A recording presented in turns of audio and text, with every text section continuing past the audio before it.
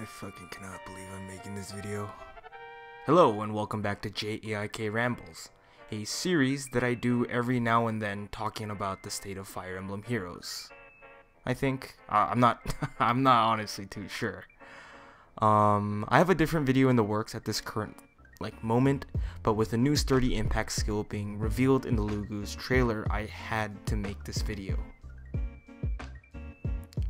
For starters, I'm not a fan of yellow border skills. Besides that, the yellow borders look goddamn awful in comparison to the bronze, silver, gold, and white borders.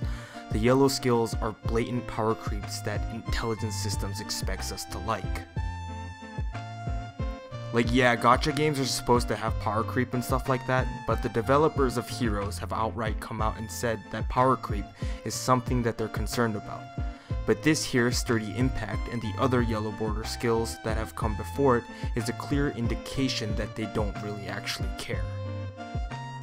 For the most part, I'm willing to turn a blind eye to something like Deathblow 4 that makes a ton of sense to me. Getting the extra to attack going from 3 to 4 makes sense.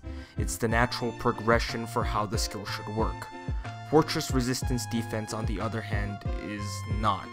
Same thing with both Sturdy Stance 4 having built-in guard, and Sturdy Impact being a super steroid on the player phase with no follow-up. It's like they knew Deathblow 4 was okay with the player base, so they decided to go all out with making incredibly powerful skills with yellow borders.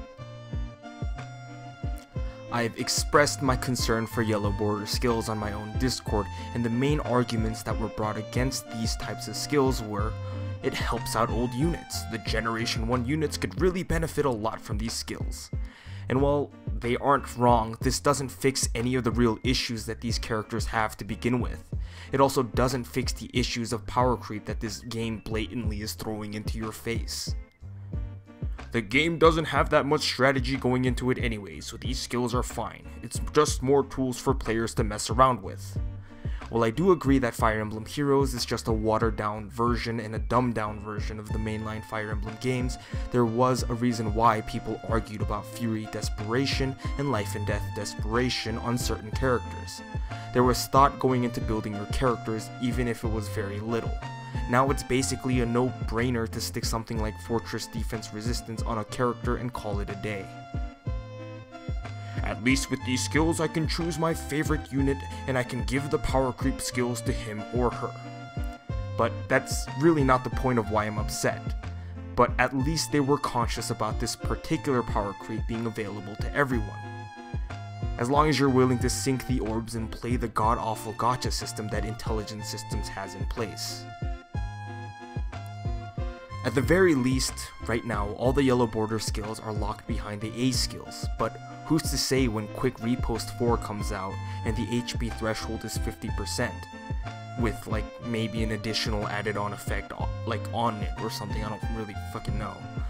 The only reasonable way I can see them fixing something like this in the future is with a skill forge for characters, with resources that aren't time gated like the sacred coins and refining stones. But I'm curious to hear your opinions. I'm personally not too happy, but maybe I'm not seeing something that you guys are. Let me know in the comments below. But this has been JaeAIK, and I hope to see you guys next time.